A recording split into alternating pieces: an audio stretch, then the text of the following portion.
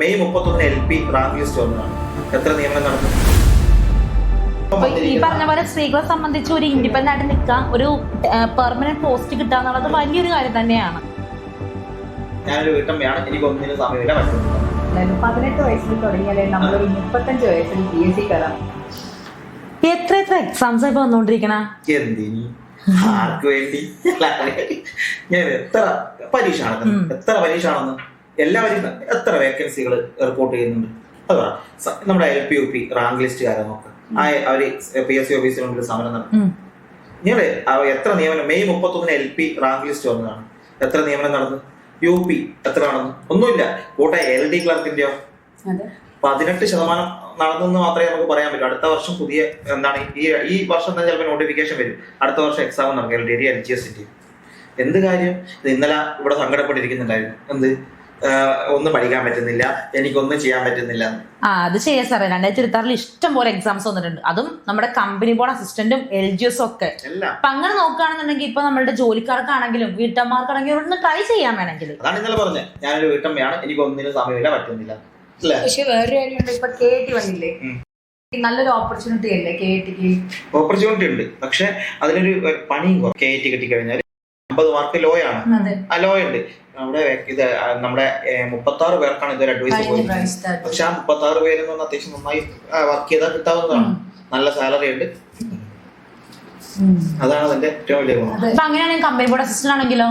Company board assistant KSF ഒന്നും പറയാനില്ല. Pension ഇല്ല, പക്ഷെ പെൻഷൻ ഇല്ല. പക്ഷെ എന്താണ് ബാക്കി അലവൻസ് നിങ്ങൾ ആ സാധനം വേറെ എവിടെയും കൊണ്ട് ഇട്.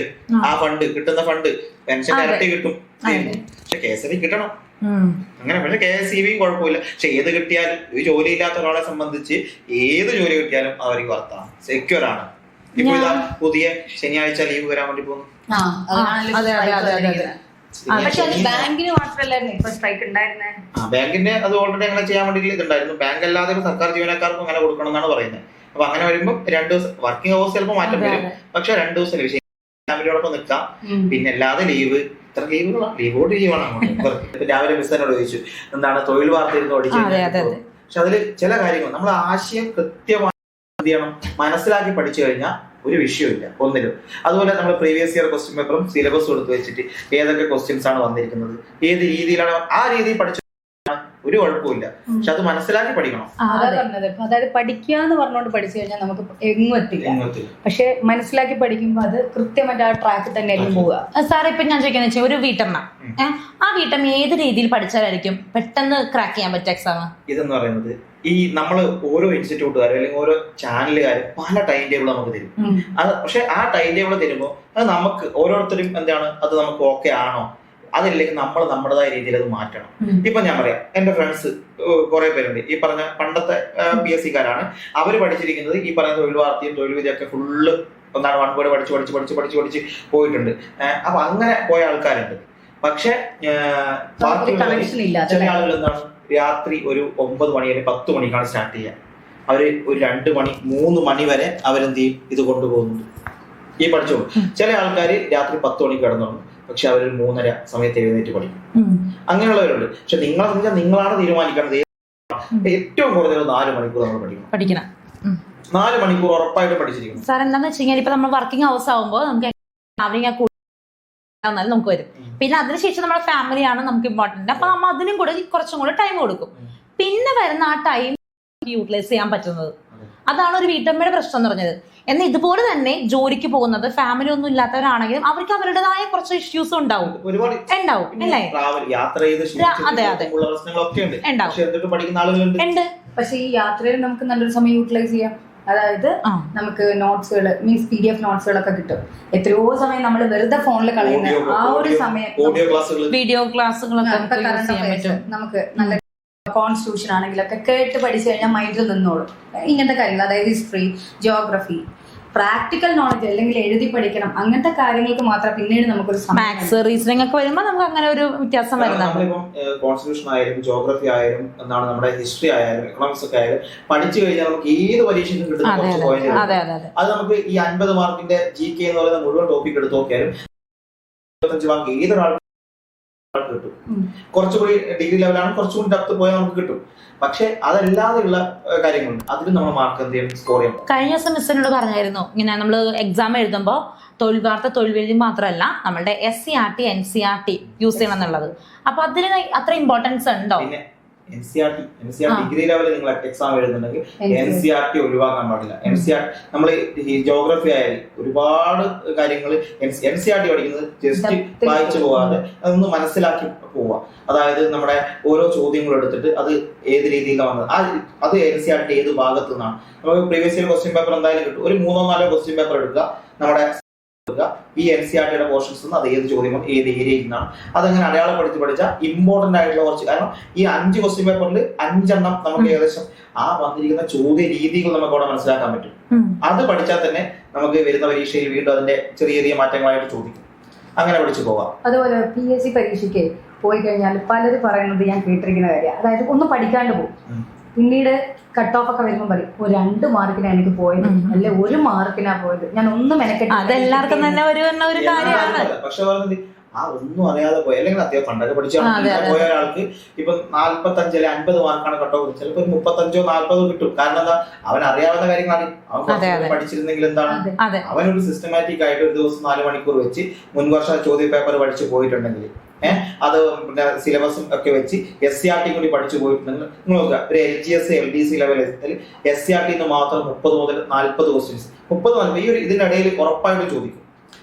ആര് പഠിക്കുന്നത്, നമ്മൾ ക്ലാസ് എത്ര പേർക്ക് നിങ്ങൾ ഈ ക്ലാസ് NCERT വളരെ കുറച്ച് പേരെ കാണുന്നുള്ളൂ. പക്ഷെ നിങ്ങളൊരു മോട്ടിവേഷനോ എന്തെങ്കിലും സാധനം ഉപയോഗിക്കോ, അത് കാണാൻ ആൾക്കാരുണ്ടാവും. ശരിയാണ്. കാണുന്ന ഈ വീഡിയോ കാണുന്ന, അതായത് SCERT NCERT കാണുന്ന മുഴുവൻ ഒരു ലിസ്റ്റിലുണ്ട് അവർക്ക് ജോലി. അതാണ് അതിന്റെ ഒരു ഗുണം. നമ്മളിതൊന്നും എന്താണ് ആവശ്യക്കാർ പഠിക്കുന്നുണ്ട്, അവര് പോകുന്നു. അല്ലാത്തവര് എപ്പോഴും നമ്മൾ ഈ പറഞ്ഞ പോലെ ചുമ്മാ കണ്ട് നമ്മളെ റീൽസ് ഒക്കെ കാണുന്ന പോലെ ഓരോ റീസണും കാര്യങ്ങളൊക്കെ ആയിട്ട് പോകുന്നു. അതാണ് ഇതിന്റെ ഏറ്റവും വലിയ പ്രശ്നം എന്ന് പറയുന്നത്. എന്തായാലും നമ്മൾ ചെയ്യേണ്ട ഒരു കാര്യം എന്ന് വെച്ചാൽ നമുക്കിപ്പോ ഒരു ജോലി അത്യാവശ്യമാണ്. പ്രത്യേകിച്ച് നിങ്ങൾ വീട്ടമ്മമാരെന്ന് പറയുമ്പോൾ നമ്മളെ കൊണ്ട് കൂടി ഒരു സംഭാവന കൊടുക്കുക എന്ന് പറയുന്നത്, പിന്നെ നമുക്ക് സ്വയം എന്താണ് ഒറ്റക്കാലിൽ നിൽക്കുക ഉറപ്പായിട്ടും ആ രീതിയിൽ നമ്മൾ പോകണമെങ്കിൽ ആവശ്യമാണ് നമുക്ക്. ഇന്നത്തെ കാലത്ത് പ്രത്യേകിച്ച് പഴയ പോലെ അല്ലല്ലോ കാര്യങ്ങൾ, ആ മാറുന്നതിനനുസരിച്ച് എല്ലാം മാറുന്നു. അതിനനുസരിച്ച് എല്ലാവരും മാറണം. അപ്പൊ എന്ത് ചെയ്യണം, ഒരു ജോലി അത്യാവശ്യമാണ്. വേണമെങ്കിൽ എന്ത് ചെയ്യാം, നിങ്ങളിപ്പോ ഈ പറഞ്ഞ പോലെ സ്ത്രീകളെ സംബന്ധിച്ച് ഒരു ഇൻഡിപെൻഡന്റ് ആയിട്ട് നിൽക്കാം, ഒരു പെർമനന്റ് പോസ്റ്റ് കിട്ടുക എന്നുള്ളത് വലിയൊരു കാര്യം തന്നെയാണ്. ഈ വരുന്ന എത്ര 8 മാസം 9 മാസം അല്ലെ 10 മാസം കൂടി 10 മാസം നിങ്ങളൊന്ന് ഇതിനു വേണ്ടി 10 മാസം മാത്രം, എത്രയോ വർഷം കളഞ്ഞ് ഈ 35-34 വയസ്സായവര് ഇത്രയും വർഷം 18 വയസ്സിൽ തുടങ്ങിയാലേ നമ്മളൊരു 35 വയസ്സിൽ PSC കയറാം. പക്ഷെ വേറെന്നില്ലേ, സിലബസ് നോക്കി ഫോക്കസ് ചെയ്ത് പഠിച്ചു കഴിഞ്ഞാൽ 12 പോയിട്ട് 3 മാസം. ഉദാഹരണം ഞാൻ പറയാം. ഞാനിപ്പോ എന്റെ ഫ്രണ്ട്സ് സെക്രട്ടേറിയറ്റ് ഉണ്ട്. അപ്പൊ സെക്രട്ടേറിയറ്റ് ഞങ്ങൾ രാവിലെ ഫുഡ് കഴിക്കാനൊക്കെ പോകുന്ന സമയത്ത് ഓരോ സെക്ഷനും ഇപ്പൊ LGS കഴിഞ്ഞല്ലോ, സെക്രട്ടേറിയറ്റ് OA കഴിഞ്ഞ് അവിടെ ജോയിൻ ചെയ്തിരിക്കുന്നവരെ കൊണ്ട് ഞെട്ടിപ്പോകും. കാരണം എന്താ പറയുക, എല്ലാരും 23-24 വയസ്സിലുള്ള 20 വയസ്സ് മുതൽ 25 വയസ്സ് വരെയുള്ളവരാണ് ഭൂരിഭാഗം അവിടെ. അവര് തയ്യാറെടുത്ത് ഇതിനോട് നിൽക്കുന്നവരുണ്ട്. ഈ പറഞ്ഞ 35 വയസ്സുള്ളവരെന്താണ് ഒരു പാറ്റേൺ മാറ്റുന്നില്ല. നമ്മൾ പാറ്റേൺ മാറ്റിയ അപ്പൊ എന്താണ്, ഈ വർഷം ഒരു പരിപാടിക്കും പോവാതെ, അല്ലെങ്കിൽ ഒരു പരിപാടി അത്യാവശ്യം പരിപാടികളൊക്കെ ഒഴിവാക്കി, നമ്മൾ പണ്ട് സിവിൽ സർവീസിന് പഠിക്കുന്നവർ പറയും 2 വർഷം നിങ്ങൾ എല്ലാം മാറ്റിവെച്ച് എവിടെയെങ്കിലും ഒരു റൂമിൽ ഒതുങ്ങിക്കൊടണം, വല്ല സിനിമയിലൊക്കെ കണ്ട് റിലാക്സ് ചെയ്തിരിക്കണം. അതുപോലെ ഈ ഒരു 10 മാസം ഡിഗ്രി ലെവല് LGS, ഇത് +2 ലെവല്, ഇത് കഴിഞ്ഞാൽ അടുത്ത വർഷം LGS LTC. അപ്പൊ ഈ വർഷത്തെ പഠനം നമുക്ക് അതിന് ഉപകാരപ്പെടും. ഈ 10 മാസം നിങ്ങൾ SCERT പഠിച്ച് NCERT പഠിച്ച് പ്രീവിയസ് ഇയർ ക്വസ്റ്റ്യൻ പേപ്പർ നോക്കി കഴിഞ്ഞാൽ തന്നെ 80% അവിടെയാകും. ബാക്കി അത്യാവശ്യം ഇതിലില്ലാത്ത ഗൂഗിളിലും പിന്നെ ട്രാൻസ്ഫൈലിലും നോക്കി പഠിച്ച് പരീക്ഷ എഴുതിക്കോ ഉണ്ടാവും. അത് ഉറപ്പാണ്. നമ്മളൊരു പ്ലാന് അത് അവരവരും തയ്യാറാക്കണം. സ്റ്റഡി പ്ലാൻ നമ്മൾ തയ്യാറാക്കി കൊടുക്കുന്നതാണ്. പക്ഷെ മിനിമം 4 മണിക്കൂർ അതിൽ ഒരു ദിവസം നമുക്കൊരു ഒരു മോഡൽ ക്വസ്റ്റ്യൻ പേപ്പറോ മോക്ക് ടെസ്റ്റോ എവിടെ എന്തെങ്കിലും നമ്മൾ കണ്ടക്ട് ചെയ്യാം. അതിൽ സമയം കീപ്പ് ചെയ്യണം. പിന്നെ മെമ്മ്, അതായത് മാത്സ്, ഇംഗ്ലീഷ്, മലയാളം ഉറപ്പായിട്ട് നമ്മൾ ഒരു ദിവസം വർക്ക് ചെയ്യണം. ബാക്കി ഓരോന്നും ഇപ്പൊ നമുക്ക് സയൻസ് അറിയാമെങ്കിൽ സയൻസ് നമ്മൾ കൂടുതൽ വർക്ക് ചെയ്യണ്ട, അതെ പൊളിറ്റി അറിയാമെങ്കിൽ വർക്ക് ചെയ്യണ്ട, ഹിസ്റ്ററി അറിയാൻ വർക്ക് ചെയ്യണം. അറിയാത്ത സബ്ജക്റ്റിന് എന്ത് ചെയ്യുക, കൂടുതൽ പ്രാധാന്യം കൊടുക്കുക. അതേപോലെ ആനുകാലിക വിഷയങ്ങളിൽ അത് വന്നിട്ടുണ്ടെങ്കിൽ അതിനെ ഫോക്കസ് ചെയ്തിട്ട് ഒരു നോട്ട്സ് തയ്യാറാക്കി. ഈ പലരും ഒരു ആനുകാലികം ഭയങ്കര ബുദ്ധിമുട്ടാണ്, പ്രശ്നമാണെന്ന്. കണക്ട് ചെയ്ത് പഠിച്ചാൽ രണ്ട് എല്ലാവരും നമ്മളുൾപ്പെടെ എല്ലാ ചാനലുകാരും കറണ്ട് അഫയേഴ്സിന് ഡെയിലി കറണ്ട് അഫയേഴ്സ് സ്പെഷ്യൽ അതും ഡിഗ്രി ലെവലിലാണെങ്കിൽ 10 മാർക്ക് അടുത്തോളം നമുക്ക് കറണ്ട് അഫയേഴ്സ് വരുന്നുണ്ട്. അതെ 20 മാർക്ക് വരുന്നുണ്ട്. ഇത് ജസ്റ്റ് ഈ പോകുന്ന സാധനം അത് ഇമ്പോർട്ടന്റ്, ഏതൊരാൾക്ക് കേട്ടാ ഇമ്പോർട്ടന്റ് ഉള്ളത് അല്ലെങ്കിൽ പ്രീവിയസ് ഇയർ ക്വസ്റ്റ്യൻ പേപ്പർ നോക്കും, അങ്ങനെയുള്ള കുറച്ച് നോട്ട് ചെയ്ത് പഠിക്കണം. അത് പഠിച്ചിട്ടേ പോകാൻ പാടുള്ളൂ. അത് പഠിച്ചു പോവുക, അതിനനുസരിച്ച് നമുക്ക് കറണ്ട് അഫയേഴ്സ് കിട്ടും. പിന്നെ സ്ഥിരം പത്രം വായിക്കണം, ഏതെങ്കിലും ഒരു പത്രം വായിക്കണം. കാരണം പത്രം വായിക്കുമ്പോൾ മാത്രമേ ആനുകാലികങ്ങളെ കുറിച്ച് അറിയാൻ ആ ധാരണയുള്ള ഒരാൾക്ക് അടുത്ത ഈ ക്വസ്റ്റ്യൻ പേപ്പറിൽ ഇത് ഓപ്ഷൻ കാണുമ്പോൾ അവിടെ കറക്റ്റ് ചെയ്യാൻ പറ്റും. അതാണ് ഏറ്റവും വലിയ പ്രശ്നം. പിന്നീടുള്ളത് PYQ നന്നായിട്ട് നോക്കിയാൽ മാത്രമേ ഇപ്പോഴത്തെ PSCയുടെ ഒരു സ്ട്രക്ചർ മനസ്സിലാവും. അതായത് എങ്ങനെയാണ് ക്വസ്റ്റ്യൻ വരുന്നത്. ഓരോ ദിവസവും ഓരോ ക്വസ്റ്റ്യൻ പേപ്പറിലും ഈ പാറ്റേൺ, അതായത് സയൻസിന്റെ ക്വസ്റ്റ്യൻസ് മാറുന്നുണ്ട്, പുതിയ രീതി പലതും ആഡ് ചെയ്യുന്നുണ്ട്, കറണ്ട് അഫയേഴ്സിന് മാറ്റം വരുന്നുണ്ട്. ഓരോ അത് വളരെ വിശദമായിട്ട് നമ്മൾ പരിശോധിക്കുമ്പോൾ മാത്രമേ ഈ ക്വസ്റ്റ്യൻ പേപ്പറിന്റെ മാറ്റം മനസ്സിലാവും. എല്ലാത്തിലും പഴയതുപോലെ മാറ്റമുണ്ട്. കമ്പയർ ചെയ്യുമ്പോൾ മനസ്സിലാവുള്ളൂ നമുക്കത്. സെയിം ആണ്. ഈ നമ്മൾ പറയുന്നത് എന്താണ്, സ്റ്റേറ്റ്മെന്റ് ആണ്. ഈ സ്റ്റേറ്റ്മെന്റ് 4 ക്വസ്റ്റ്യൻ ആണ് സ്റ്റേറ്റ്മെന്റ്. നമ്മൾ BSc പഠിക്കുന്ന 4 ക്വസ്റ്റ്യൻ ആണ്. നമ്മളിപ്പോ ശ്രീനാരായണ ഗുരു അദ്ദേഹത്തിനെ പറ്റിയുള്ള എല്ലാ ഫാക്ട്സും നമ്മൾ പഠിക്കില്ല. പക്ഷെ ഇപ്പൊ സ്റ്റേറ്റ്മെന്റ് ആയതുകൊണ്ട് എല്ലാം പഠിക്കണം. മറ്റത് ശ്രീനാരായണ ഗുരു എവിടെയാണ് ജനിച്ചത് ആ ഉത്തരവുണ്ട്. ഒരു മാറ്റം ഇപ്പൊ വന്നിട്ടുണ്ട്. ഇത്രയും നാളും പിന്നെ ഒരു ശ്രീനാരായണ ഗുരുവുമായി ബന്ധപ്പെട്ട 4 ഫാക്ട്സ് അയക്കേണ്ടത് മാറി. ഇപ്പൊ 4 പേരുടെ 4 അതുപോലെ ചേരുംപടി ചേർക്കുക. അതായത് പിന്നെ ശ്രീനാരായണ വൈകുണ്ഠ സ്വാമി തന്നിട്ട് സമത്വ സമാജം, പിന്നെ മറ്റു സാധനങ്ങൾ SNDP, SNSS അത് യോജിപ്പിക്കാൻ പറയും. അപ്പൊ എല്ലാരെ കുറിച്ചും അറിയണം, ഏകദേശം ധാരണ അറിയണം. അതുപോലെ ഇപ്പോഴത്തെ ഹിസ്റ്ററിയിൽ വർഷങ്ങൾക്ക് ആരോപണം അവരോപണം തുടങ്ങിയ പിന്നെ ആ ഒരു ഇങ്ങനെയൊക്കെയാണ് എന്തായാലും പോകേണ്ടത്.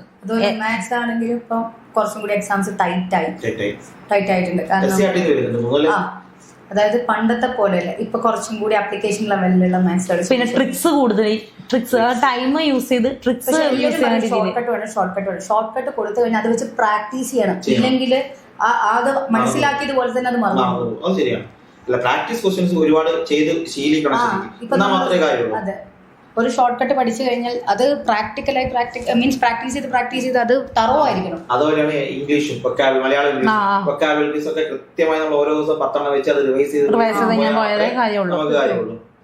അപ്പൊ അങ്ങനെയാണെന്നുണ്ടെങ്കിൽ 2026 ഏത് എക്സാം എഴുതിയാലും ഈ ഒരു പാറ്റേൺ ഫോളോ ചെയ്ത് കഴിഞ്ഞാൽ നമുക്ക് എന്തായാലും ജോലി കിട്ടും. 4 മണിക്കൂർ വെച്ച് നമ്മൾ പഠിക്കണം. ഒരു PYQ അതാണ് അതെന്ത് ലൈഫിൽ എന്തൊക്കെ പ്രശ്നങ്ങൾ ഉണ്ടെങ്കിൽ ഇതിലൊരു മാറ്റം വരുത്തരുത്.